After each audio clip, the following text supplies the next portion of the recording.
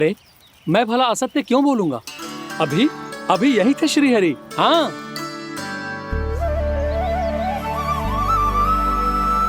हाँ, जैसे श्री हरि को तो कोई कार्य है ही ना। वो तो आतुर होके बैठे रहते हैं कब तुम हरि हरि बुलाओ और वो दौड़े चले आए। भगवान तो भक्तों के पास आने के लिए सदैव आतुर रहते हैं। बल्कि सत्य तो यह है कि भक्तों के मन में ही निवास करते हैं भगवान। भगवान तो भक्त के पास आने के लिए सदैव ही आतुर रहते हैं शंकरी मौसी। बल्कि सच्ची बात तो ये है कि भगवान हमारे मन में ही निवास करते हैं। कम से कम तू तो इसे बढ़ावा मत दे जशोदा। जब देखो जब हरि नाम की रट लगाए रहते है। हरि बोलते बोलते ऐसो बावलो होता है कि सारा कार्य भूल जाता है। 2 दिन से अपनी मटकी के लिए चक्कर काट रही हूँ। अभी तो एक चक्कर और लगाना होगा आपको। आपकी मटकी तैयार हो गई है, अभी लाता हूँ।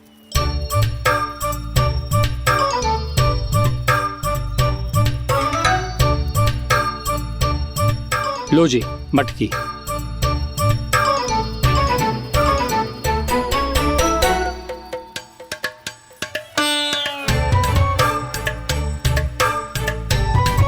इस कच्चे मटके का क्या करूं मैं?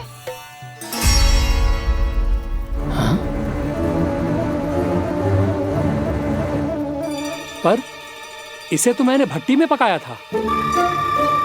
अब तू ही देख ले कितना ध्यान रहता है इस कार्य पे। और कह तो है कि श्री हरि आते हैं इससे मिलने।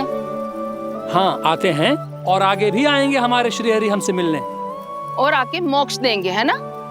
मांगूंगा तो मोक्ष भी दे देंगे, मांगूंगा तो मोक्ष भी दे देंगे, मांगूंगा तो मोक्ष भी दे देंगे। अभी तो ये बता कि तू मुझे मेरी मटकी कब देगो? और मेरी मांग कब पूरी करोगे भोला राम जी? मेरो घड़ा मेरे दिए तो तैयार है ना? कल एकादशी की पूजा और व्रत के लिए। एकादशी का व्रत? हाँ, एकादशी का व्रत। इसे करने से श्री हरि बहुत प्रसन्न होते हैं। अच्छा, फिर तो अभी लाया।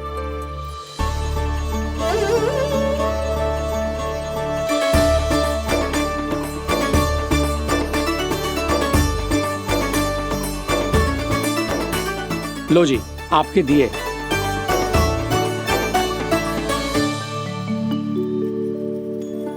और जो हमने मांगा है वो? बाकी सब शेष द्वादशी के दिन मिलेगा, क्योंकि कल मैं भी एकादशी का व्रत रखूंगा, क्योंकि कल मैं भी एकादशी का व्रत रखूंगा, क्योंकि कल मैं भी एकादशी का व्रत रखूंगा।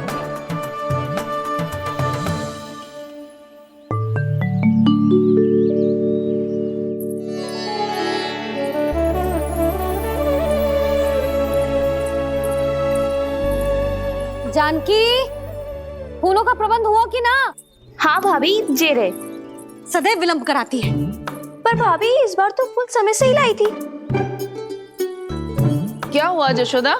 अभी तो पूजा की तैयारी ना हुई? देखो ना मौसी, ये जानकी ना कुछ छूट ही जाता है इसके कारण। एकादशी की पूजा और व्रत आते ही जसोदा भाभी इतनी वग्र हो जाती है। ऐसो क्या होगा इस पूजा में?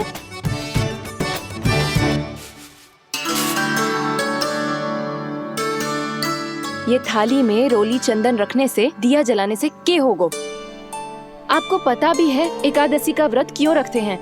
क्या महत्व है इसका? लो, जे तो मैं जसोमती रानी से पूछना भूल ही गया। पर हाँ भगवान, मेरे लिए इतना ही पर्याप्त है कि इस व्रत को रखने से मेरे श्रीहरि हमसे प्रसन्न हो जाएंगे।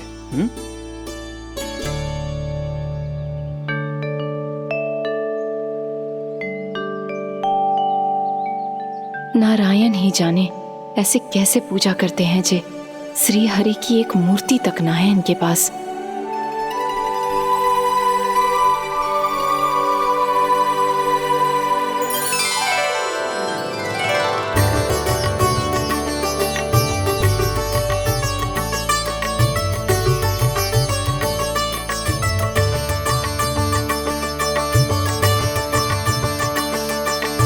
प्रभु, न तो मेरे पास मूर्ति है और ना तो इस व्रत के विधि विधान के बारे में मुझे जानकारी है और ना ही मुझे इसके महत्व के बारे में जानकारी है, पर फिर भी मैं करना चाहता हूं।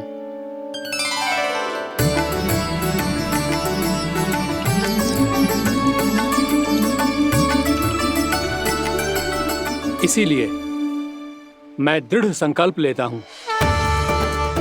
पूरी निष्ठा के साथ, श्रद्धा के साथ और पूरी आस्था के साथ मैं इस व्रत को संपन्न करूंगा।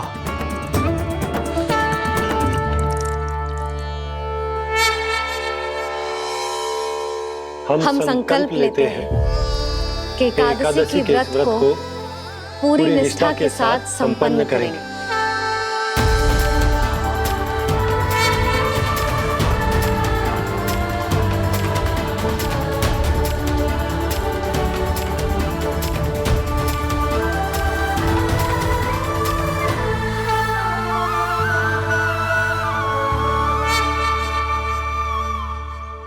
तुलसी जी के पत्ते तो हैं ही ना।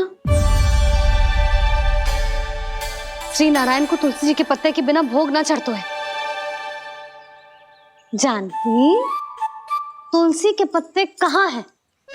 भाभी, मैं तो कब से यही पूछना चाह रही थी कि तुलसी के पत्ते लाऊं क्या, पर आप तो व्यस्त थी ना। तुझे कितनी बार समझाओ है ना, यदि तेरे कछु करने से किसी और की कोई हानि ना हो रही हो या किसी के अच्छे कार्य में सहायता हो रही हो तो मुझसे आज्ञा लेने की आवश्यकता ना है। समझ गई भाभी, आगे से जाना उनको। ले अभी लेकर आती हूँ।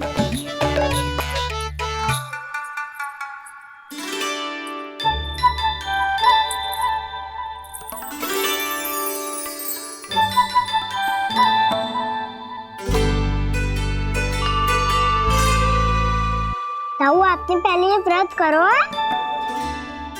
आपको इसका महत्व पता है? भाभी चल। जानकी, तुमने ये व्रत करो है? फिर तुमको इसका महत्व पता है? सुमति जी, आपको पता है इसका महत्व? कान्हा, क्यों तंग कर रहे हो सबको? मैया, सबने करो ये व्रत, मुझे भी करना है।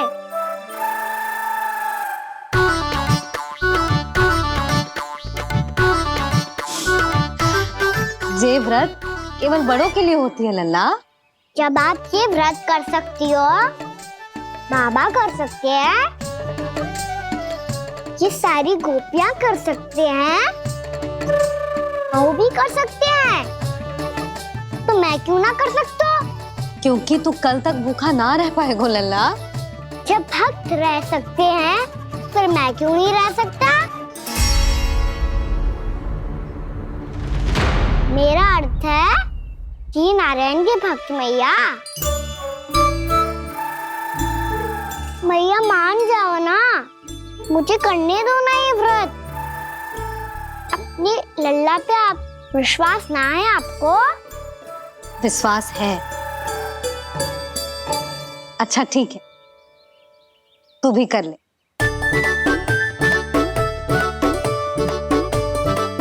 पर मैया, व्रत की कथा तो सुनाओ, मैं तो अबध हूँ ना। मुझे कैसा पता चलेगा कि ये व्रत करते क्यों है?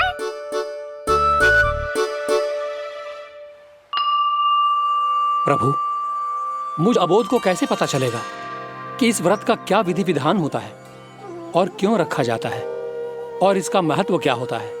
मुझे तो आप ही बता सकते हैं प्रभु। जब व्रत कर रहे हैं तब उसका महत्व भी पता होना चाहिए ना। बताओ ना मैया, क्यों रखते एकादशी का व्रत? इसके लिए तो तुझे एकादशी की कथा सुननी होगी। सुनेगो ना?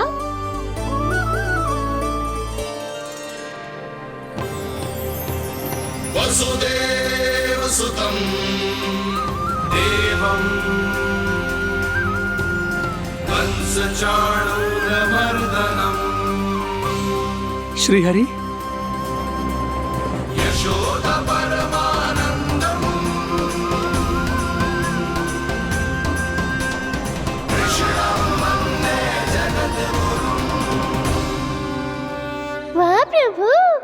अपने भक्तों को एकादशी व्रत का महत्व समझाने का अच्छा उपाय खोज निकाला है आपने।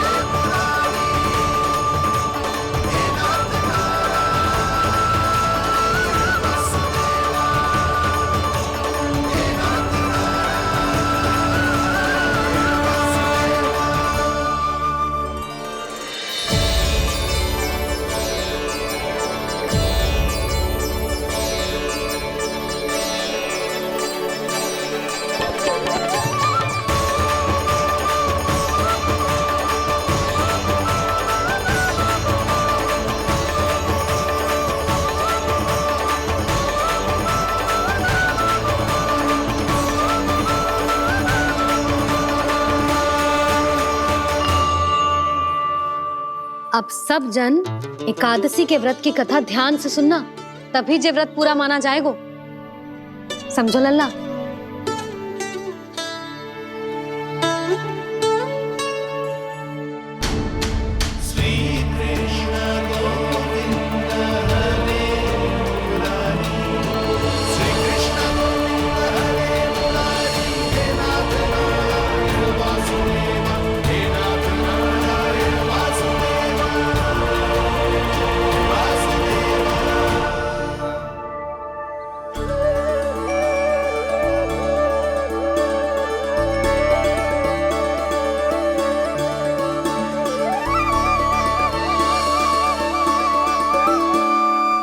सतयुग में चंद्रावती नाम के नगर में मूरा नाम का एक असुर राज्य करता था।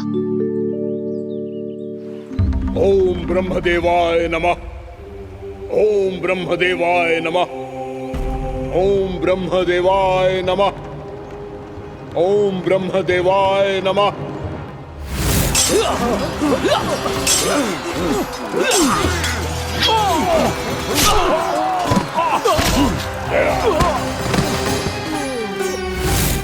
ओम ब्रह्मदेवाय नमः। ओम ब्रह्मदेवाय नमः। जब उसने देवताओं के हाथों असुरों की पराजय देखी, तब वो वरदान पाने के उद्देश्य से ब्रह्मा जी की तपस्या करने चला गया।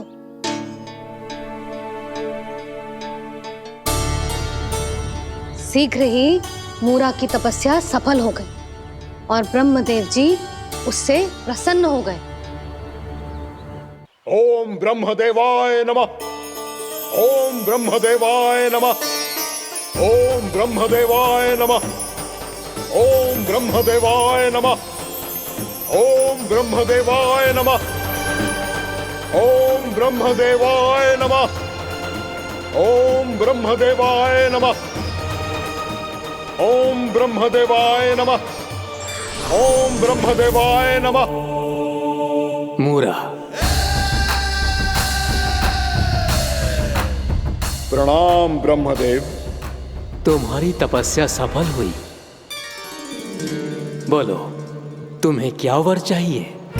सृष्टि के रचयिता ब्रह्मदेव, कृपया मुझे ऐसा वरदान दीजिए जिसकी सहायता से मैं त्रिलोकी विजयी बन जाऊं और कोई देवता मुझे पराजित ना कर सके।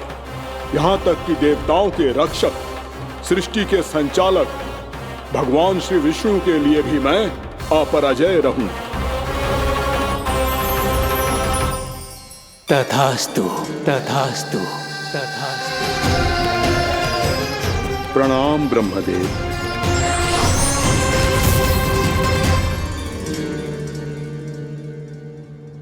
ऐसा वरदान पाकर मूरा बहुत अभिमानी होगा। यक्षों, किन्नरों, यहाँ तक कि देवताओं को भी युद्ध के लिए ललकारने लगो, पर किसी ने भी उसकी ललकार को स्वीकार ना करो, क्योंकि सभी उसकी शक्ति से बहुत भयभीत थे और उसके सामने युद्ध किए बिना ही अपनी पराजय स्वीकार करने लगे और फिर दंभ में आके उसने स्वर्ग लोक पर भी आक्रमण कर दिया और देवराज इंद्र तक को चुनौती दे डाली।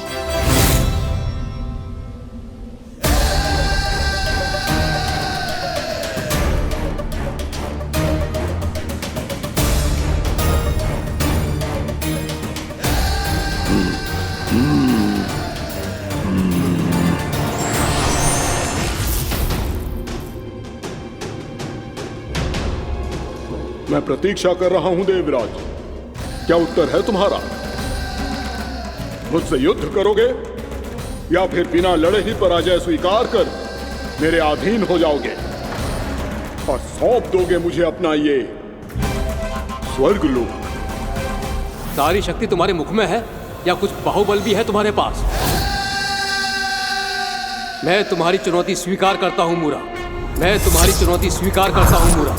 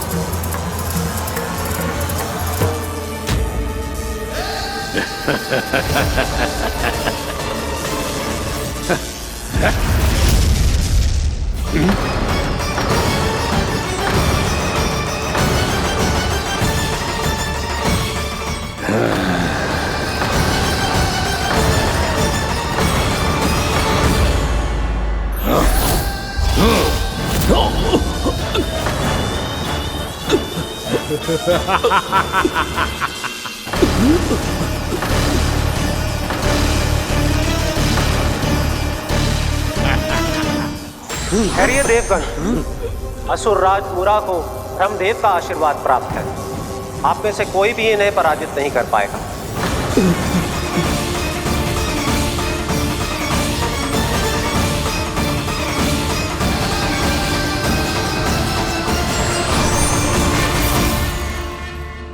एक अवसर और देता हूं देवराज, युद्ध या अधीनता, क्या उत्तर है तुम्हारा देवराज?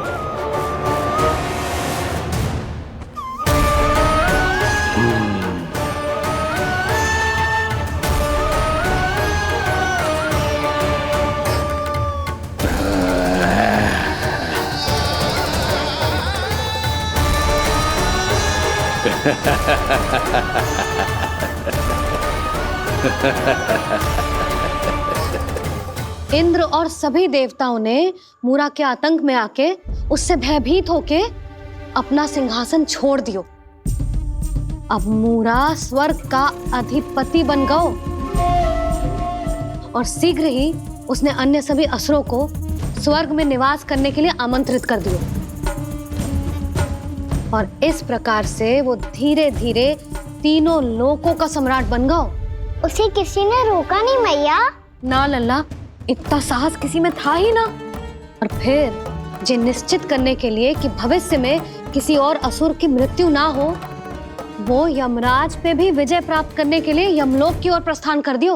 वो तो अपने आप को और सभी असुरों को अमर बनाना चाहता था। पर देवता और यमराज भी उसकी जो योजना समझ गए थे, इसीलिए उसके आने से पहले ही सारे देवताओं ने श्री नारायण से सहायता के लिए गुहार लगाई। अब केवल आप ही कुछ कर सकते हैं प्रभु। अभी तो मूरा केवल त्रिलोक का स्वामी है, और यदि उसने यमलोक भी जीत लिया तो वो जीवन को ही नियंत्रित नहीं करेगा प्रभु, वो मृत्यु का भी स्वामी हो जाएगा। ऐसे में पहले सृष्टि का संतुलन तो नष्ट होगा प्रभु, और फिर स्वयं सृष्टि ही नष्ट हो जाएगी। ऐसा नहीं होगा यमदेव, नियति ऐसा होने ही नहीं देगी। विधि रचेगी खेल और मैं बनूंगा माध्यम। असुर राज मुरा का सामना मैं करूंगा। बस आप मुझे चुनौती देने के लिए उसे तैयार कर लीजिए, चाहे उसके लिए आपको साम दाम दंड भेद कोई भी उपाय क्यों ना अपनाना पड़े।